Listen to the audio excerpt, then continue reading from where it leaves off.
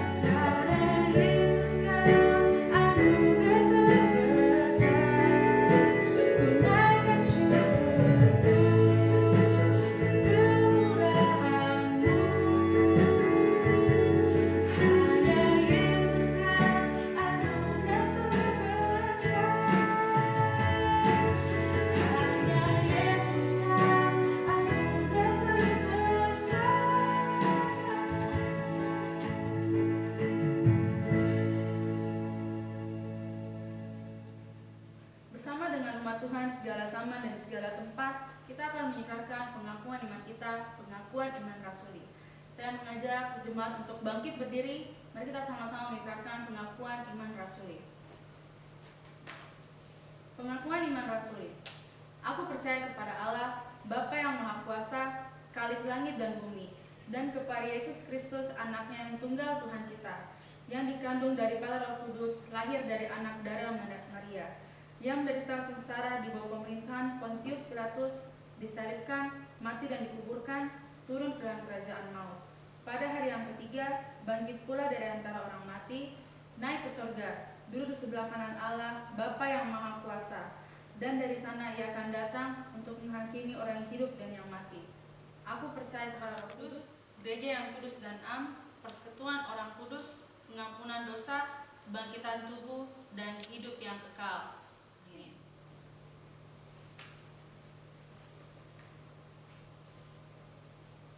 Mari kita siapkan hati kita untuk masuk dalam firman Tuhan. Kita tahu bahwa saat ini pandemi sedang mewabah di dunia kita. Mari kita serahkan setiap masa depan bangsa kita ke dalam tangan Tuhan. Kita percaya bahwa rancangan Tuhan begitu indah dalam hidup kita, dan saya percaya bahwa rancangan Tuhan tidak pernah ada yang buruk ataupun rancangan untuk mencelakakan kita. Kita berserah kepada Tuhan bahwa Tuhan yang pegang kendali dalam hidup kita. Mari kita siapkan hati kita untuk mendengarkan firman-Nya.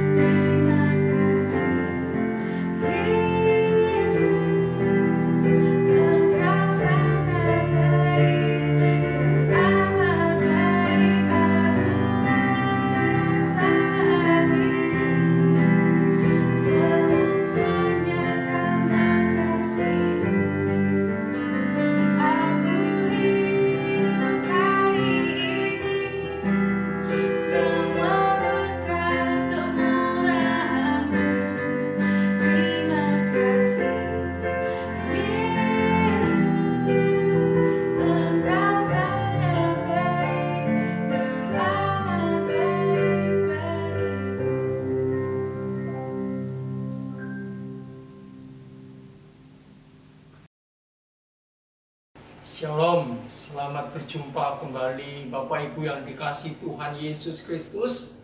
Selamat hari Minggu, selamat beribadah kepada Tuhan. Hari ini kita akan mendengarkan firman Tuhan. Sebelumnya kita akan berdoa dulu.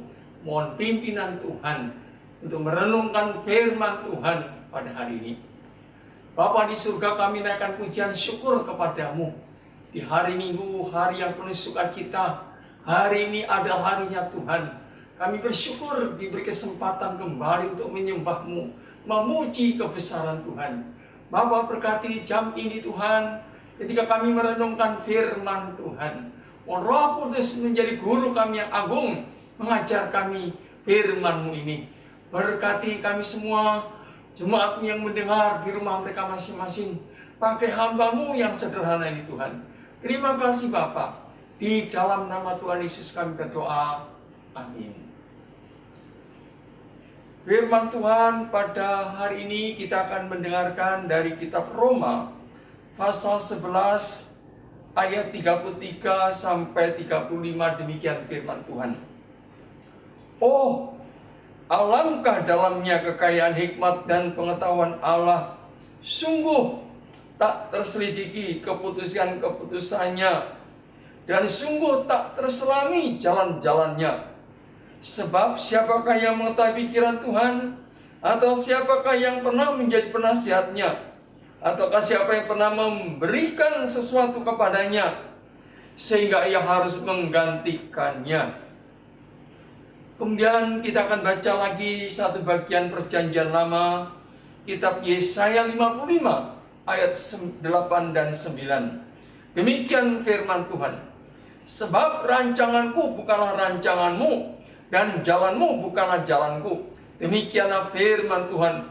Seperti tingginya langit dari bumi, demikian tingginya jalanku dari jalanmu, dan rancanganku dari rancanganmu. Jemaat yang dikasihi Tuhan Yesus, tema renungan hari ini adalah apa maksudmu Tuhan? Saudara, setiap kita pasti pernah mengalami apa yang namanya pencobaan. Baik pencobaan yang ringan maupun pencobaan yang berat. Saudara, segala macam pencobaan itu membuat kita itu menderita. Misalnya seperti ada satu anak Tuhan yang setia melayani satu hari, saudara, dia punya usaha mengalami kemerosotan, saudara. Bahkan dia hampir bangkrut, saudara. Di tengah-tengah situasi seperti ini, ada sanak keluarganya yang menderita di rumah sakit. Dia harus membutuhkan banyak biaya untuk mengobati keluarga yang sedang diopname di rumah sakit. Saudara yang kasih Tuhan, dia betul-betul bergumul mengapa ini terjadi. Tuhan, ini satu pencobaan bagi saudara sekalian. Saudara ini terus penuh bertanya, Tuhan, mengapa ini terjadi? Mengapa ini bisa terjadi dalam hidup saya? Apa salahku? Apa dosaku? Saudara, mengapa Tuhan? Apa maksudmu dengan semuanya ini? Mengapa Tuhan Engkau tidak sembuhkan keluargaku yang sakit di saat aku mengalami kesulitan ekonomi? Saudara banyak bertanya-tanya, mengapa? Apa maksud Tuhan dengan semuanya ini? Bapak Ibu yang dikasihi Tuhan Yesus Kristus, pencobaan membuat kita menderita. Saudara sekalian yang dikasihi Tuhan, namun saudara sekalian, apa yang kita dengar dalam firman Tuhan tadi, kita mungkin begitu sulit mengerti apa maksud Tuhan dengan semuanya ini. Allah yang Maha Kuasa, yang begitu besar, begitu tingginya, tidak terselami. Bahkan firman Tuhan, rancanganku bukan rancanganmu. Seperti tingginya langit, demikianlah tingginya jalanku dari jalanmu. Saudara, di dalam Roma 8 ayat 28, Paulus pernah menuliskan, kita tahu sekarang bahwa Allah turut bekerja. Saudara dikasih Tuhan, segala peristiwa yang kita alami di dalamnya itu ada maksud Tuhan. Allah bekerja. Dengan kata lain berarti ada maksud Tuhan di balik semuanya. Segala peristiwa yang kita alami semua diizinkan Tuhan. Segala peristiwa yang kita alami itu bukan kebutuhan. Semua di dalam pengawasan, di dalam kendali Tuhan yang Maha Kuasa. Kita lihat bahwa Tuhan itu tidak tinggal diam. Di tengah pencobaan, pergumulan hidup saudara, mungkin saat ini menghadapi pandemi corona yang begitu berat, Allah tidak tinggal diam. Allah bekerja, walaupun kita tidak melihat Dia bekerja. Saudara dikasih Tuhan, ada maksud yang Tuhan kehendaki dalam hidup yang kita. Mungkin saudara sekalian, Tuhan tidak mengajarkan kepada kita agar kita lebih dengar firman Tuhan. Di tengah kesulitan, di tengah penderitaan, Tuhan ingin memberikan pengajaran supaya kita lebih dengaran firman Tuhan. Hal yang kedua, supaya Tuhan ingin menarik kita lebih dekat dengan Tuhan. Mungkin selama ini ketika kita sukses, ketika kita berhasil, kita menjadi orang yang kaya, terkenal, saudara, kita menjadi orang Kristen, tapi tidak ada waktu untuk merenungkan firman Tuhan. Tidak ada waktu untuk berdoa, saudara.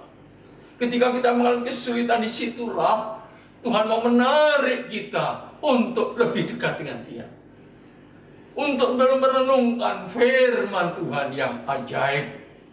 Saudara, berarti Tuhan itu punya maksud yang indah. Saudara, satu hari ketika Yusuf, saudara, kita tahu Yusuf pernah dianiaya oleh saudara-saudaranya, sampai dijual oleh pedagang Mesir, saudara. Satu hari saudara berjumpa kembali dengan Yusuf, karena Yusuf sudah menyelamatkan mereka dari bala kelaparan yang mengerikan. Saudara, ketika di istana Firaun itu, Yusuf memperkenalkan diri kepada saudara-saudaranya. Dia berkata, memang kamu merekarkakan yang jahat terhadap aku, tapi Tuhan merekarkakannya untuk kebaikan. Saudara, Yusuf mempunyai rancangan yang jahat terhadap Yusuf, tapi Tuhan mengubahkan semua itu untuk kebaikan Yusuf. Saudara, betapa luar biasanya. Hal yang jelek, hal yang buruk, hal yang tawar bisa diubahkan oleh Tuhan menjadi yang manis. Kita ingat saudara sekalian, Tuhan Yesus pernah merubah air tawar menjadi anggur. Air yang tawar, yang tidak ada rasanya, diubah menjadi air anggur yang manis. So demikian hidup kita. Segala penderitaan Tuhan bisa ubahkan menjadi sesuatu yang manis. Oleh karena Tuhan punya rancangan yang indah. Saudara, Nabi Yeremia mengatakan, sebab aku ini mengetahui rancangan apa yang ada padaku mengenai kamu, yaitu rancangan damai sejahtera, bukan rancangan kecelakaan, untuk memberikan kepadamu hari depan yang penuh harapan. Oh saudara, kita bersyukur Allah tidak pernah merencanakan yang jahat terhadap kita. Allah tidak pernah punya rancangan yang buruk terhadap anak-anaknya, tapi Dia punya rancangan yang indah kepada anak-anaknya. Bahkan masa depan yang penuh harapan. Itu Tuhan kita yang luar biasa. Saudara, yang kedua yang kita renungkan, apa maksud Tuhan dengan kedua? Allah hendak menyatakan kita bahwa Dia Allah yang berdaulat. Saudara sekalian, Allah kita Allah yang berdaulat. Nabi Yesaya dalam Yesaya 45 ayat 5-7 dia mengatakan, Akulah Tuhan, tidak ada yang lain. Akulah Tuhan yang menjadikan terang dan menjadikan gelap, yang menjadikan nasib mujur dan menciptakan nasib malam. Akulah Tuhan yang menjadikan semuanya. Aku menjadikan bumi, menciptakan manusia. Aku yang memberikan perintah, semuanya ada. Bahkan dalam Kolose dijelaskan Tuhan Yesus menciptakan segala sesuatu di surga di bumi yang kelihatan maupun yang tidak kelihatan. Saudara, betapa maha kuasanya Tuhan itu. Betapa besarnya Tuhan itu. Betapa agungnya Tuhan itu. Dia yang luar biasa dahsyat itu, saudara. Dan betapa kecilnya kita. Manusia yang rapuh, yang fana, yang sementara. Saudara, Allah yang Maha Kuasa itu Allah yang punya kedaulatan penuh. Semua alam tunduk di bawah perintah Allah. Tidak ada satupun yang tidak bisa diatur oleh Tuhan. Semua tunduk atas perintah Tuhan. Itu saudara, Allah yang berdaulat. Bahkan di dalam kitab Injil Matius pasal 10 mengatakan demikian. Bukankah burung pipit dijual 2 ekor seduit, namun seekor pun daripadanya tidak akan jatuh ke bumi di luar kehendak Bapa. Saudara, betapa luar biasanya Allah kita, Allah yang berdaulat. Berdaulat atas hidup kita, manusia. Saudara, kita bersyukur jika Allah kita punya kedaulatan yang penuh, yang mengatur hidup saudara dan saya. Tuhan ingin kita itu tunduk, taat akan Tuhan yang berdaulat itu. Saudara sekalian yang dikasihi Tuhan Yesus, melalui segala pergumulan hidup kita, kita ingatlah Allah itu Allah yang berdaulat atas hidup kita. Hal yang ketiga kita renungkan, Bapak Ibu sekalian, mari kita melihat janji dan pemeliharaan Tuhan. Di tengah-tengah pencobaan, di tengah pergumulan, penderitaan yang kita alami saat ini, mari kita boleh melihat akan janji dan pemeliharaan Tuhan. Saudara, mari kita lihat ke belakang, menoleh ke belakang perjalanan umat Tuhan bangsa Israel. Saudara, bangsa Israel pernah mengalami peristiwa yang sangat menggetarkan, saudara. Mereka dikejar-kejar ketika keluar dari Mesir, kejar-kejar tentara Firaun. Saudara, di depan, sampai di depan mereka menghadapi lautan yang luas, saudara. Muka belakang penuh bahaya. Terus bagaimana ini, saudara? Dengan kata lain, bangsa Israel mengalami jalan buntu, saudara. Mereka menghadapi jalan buntu, saudara. Oh, saudara, pikiran mereka mulai negatif. Hal yang buruk yang mereka pikirkan sampai hal-hal kematian, saudara. Saudara, di saat seperti itu, Musa berkata, jangan takut, berdirilah tetap. Saudara, suara Musa menggelegar. Janganlah takut, berdirilah tetap. Lihatlah keselamatan daripada Tuhan. Saudara sekalian, ini satu nasihat dan satu semangat dari Musa agar bangsa Israel tetap berdiri tetap. Berdiri tetap artinya mereka tetap percaya kepada Tuhan.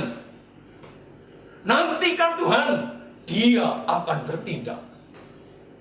Saudara sekalian kasih Tuhan, apa yang maksudkan oleh Musa?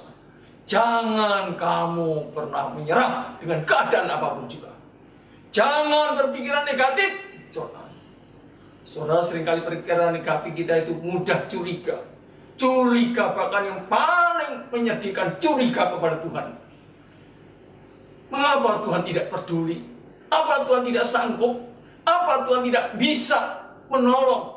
Situasi seperti, oh saudara, pikiran-pikiran negatif ini sebenarnya berasal dari iblis. Iblis terus mendengungkan suara-suara pikiran yang negatif. So, kita lawan dengan firman Tuhan. Ingat janji Tuhan. Aku sekali-kali tidak akan meninggalkan kamu. Aku sekali-kali tidak akan membiarkan kamu. Ibrani pasal 13 ayat 5. Saudara, di dalam Nabi Yesaya pasal 41 firman Tuhan juga mengatakan, janganlah kamu takut, sebab aku menyertai engkau. Janganlah kau bimbang, sebab aku Allahmu yang akan siap menolong kamu. Saudara, pencobaan, penderitaan yang kita alami itu bukan segala-galanya. Juga bukan menentukan hidup saudara. Tuhan yang berdaulat. Allah punya maksud rancangan yang indah. Dan Allah itu juga yang sanggup menolong saudara dan saya di tengah-tengah pergumulan. Karena itu Bapak sekalian, mari kita melihat, memandang kepada Tuhan Yesus Kristus.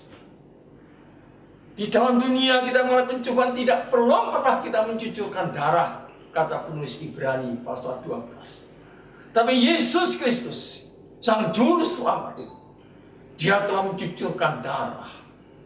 Dia mengalami segala macam pencobaan, bahkan mati di atas kayu salib. Dia menang, dia bangkit dari kematian. Kemenangan itu untuk orang-orang yang percaya.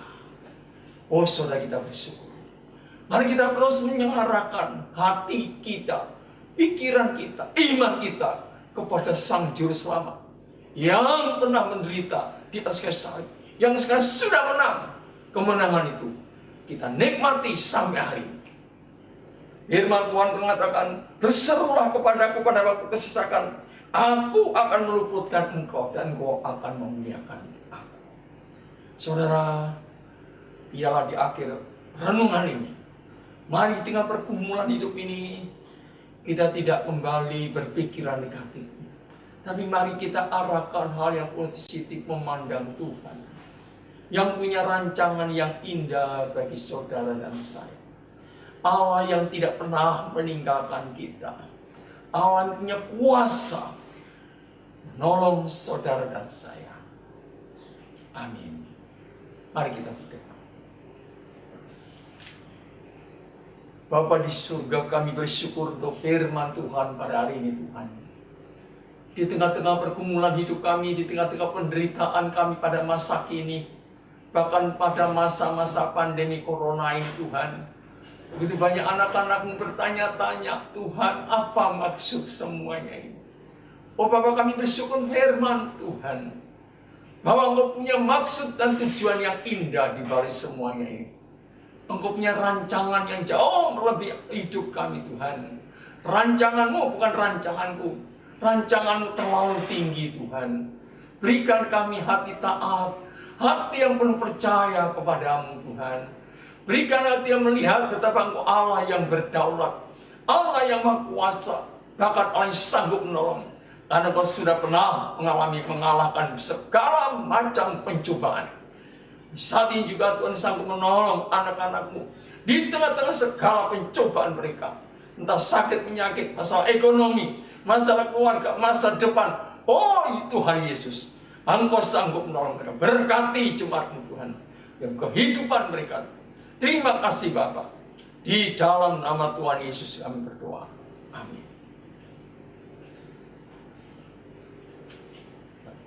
Ya, sudah paten ya. Dikasih Tuhan Yesus, saatnya kita akan melaksanakan perjamuan kudus. Mari kita berdoa. Bapa di surga, kami bersyukur ya Tuhan, oleh karena Engkau rela mati di salib menebus dosa kami. Saat ini ketika kami akan menerima roti dan cawan perjamuan, Tuhan berkati perjamuan kudus pada hari ini. Di dalam nama Tuhan Yesus kami berdoa. Amin. Dengarlah firman Tuhan. Sebab apa yang telah kuteruskan kepadamu telah kuterima dari Tuhan, yaitu bahwa Tuhan Yesus pada malam waktu ia diserahkan mengambil roti, dan sudah itu ia mengucap syukur atasnya. Ia memecah-mecahkannya dan berkata, inilah tubuhku yang diserahkan bagi kamu, perbuatlah ini menjadi peringatan akan aku.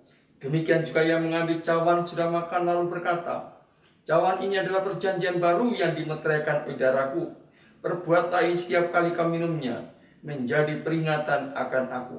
Sebab setiap kali kamu makan roti dan minum cawan ini, kamu memberitakan kematian Tuhan sampai ia datang. Saudara sekalian, perjamuan kudus adalah perintah Tuhan Yesus. Seluruh umat Tuhan, gereja Tuhan harus melaksanakan perintah ini. Perjamuan kudus itu kita merayakan bagaimana Kristus yang mengorbankan dirinya mati di salib menebus dosa kita. Di saat apapun juga ingatlah kasih Tuhan di Bukit Golgota itu. Perjamuan kudus mengingatkan kita semua adalah satu tubuh. Tuhan Yesus kepala gereja. Karena itu mari kita boleh selalu saling menguatkan, saling membangun, saling melayani, saling mendoakan. Dan perjamuan ini akan terus kita laksanakan sampai Tuhan Yesus datang yang kedua kali. Baik saudara sekalian, sebelum kita menerima roti dan cawan perjamuan, mari kita siapkan hati kita untuk berdoa. Bapa di surga, terima kasih untuk pengorbanan Tuhan Yesus di atas kayu salib itu. Saatnya kami akan menerima roti dan cawan perjamuan yang melambangkan tubuh dan darah Tuhan sendiri. Engkau sucikan, Engkau berkati semuanya ini. Terima kasih Bapa. Di dalam nama Tuhan Yesus kami berdoa. Amin.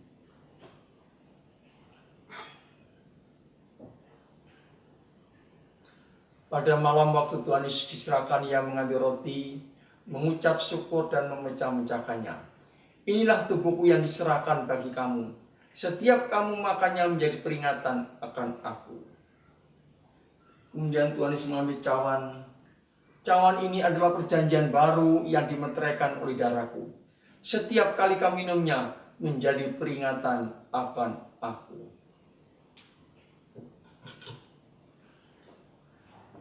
Mari kita mengangkat roti yang melambangkan tubuh Kristus yang dipecahkan bagi kita. Tuhan Yesus berkata, makanlah sebagai peringatan akan aku. Kita makan bersama dengan ucapan syukur.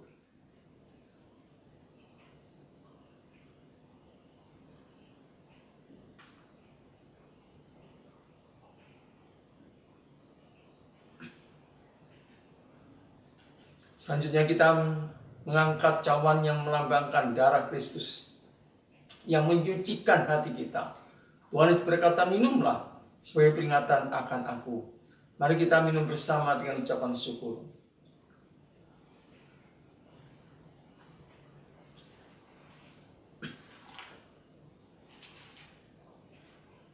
Dengarkanlah firman Tuhan.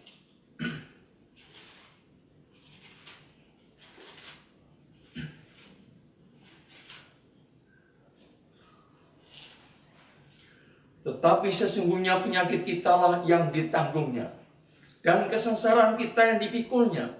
Padahal kita mengira dia telah dipukul dan ditindas Allah. Tapi dia tertikam oleh karena pemberontakan kita. Dia diremukkan oleh karena kejahatan kita. Ganjaran yang mendatangkan keselamatan bagi kita ditimpakan kepadanya. Dan oleh bilur-bilurnya kita menjadi sembuh. Mari kita berdoa. Kami bersyukur Tuhan untuk perjamuan kudus pada hari ini. Tuhan memberkati perjamuan ini Tuhan, anak-anak-Mu yang sudah menikmati roti dan cawan perjamuan. Mereka yang lemah tubuh, yang sakit, darah Yesus pulihkan, sembuhkan penyakit mereka. Ya Tuhan, terus menolong kami semakin hari setia kepada Tuhan, mengasihi Tuhan dalam kehidupan kami. Terima kasih Bapa, berkati setiap jemaat-Mu ya Tuhan. Dalam kehidupan mereka sehari-hari, berkati usaha pekerjaan mereka, berkati dalam rumah tangga mereka, berkati kesehatan mereka, lindungi mereka, jauhkan dari segala mara bahaya sakit penyakit apapun juga. Terima kasih Bapa, dengan doa syukur kami.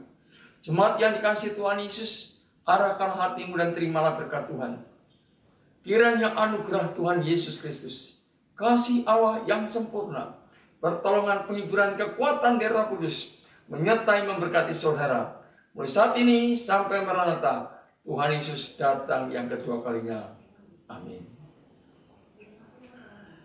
Selamat hari Minggu Bapak Ibu sekalian. Kiranya Tuhan Yesus memberkati kita sekalian. Amin. Salam sejahtera bagi Bapak Ibu Saudara sekalian. Sungguh kita bersyukur karena pada hari ini kita kembali dapat mengikuti ibadah online di KKA Cabang Tanjung Bunga. Pada saat ini kita akan memperhatikan beberapa warta. Yang pertama, gereja menyediakan layanan doa bagi para jemaat. Bapak Ibu Saudara sekalian, jika ingin doakan dapat langsung menghubungi hamba-hamba Tuhan yang kontaknya sudah tertera pada layar monitor saudara sekalian. Warta selanjutnya, bagi jemaat yang rindu untuk memberikan persembahan mendukung pelayanan gereja di KKA Cabang Tanjung Bunga ataupun mendukung pembangunan gereja Tanjung Bunga, jemaat sekalian dapat mentransfer ke rekening yang sudah tertera pada layar monitor saudara. Yang ketiga, gereja mengadakan ibadah doa pada hari Rabu jam 8 hingga jam 9 malam melalui aplikasi Zoom. Link Zoom akan disiarkan melalui warta digital. Menghimbau setiap jemaat untuk dapat bersama-sama terlibat mengambil bagian dalam doa bersama. Selanjutnya, pelayan ibadah minggu depan tercantum pada layar monitor saudara. Demikian warta jemaat pada saat ini. Selamat hari Minggu, Tuhan Yesus memberkati.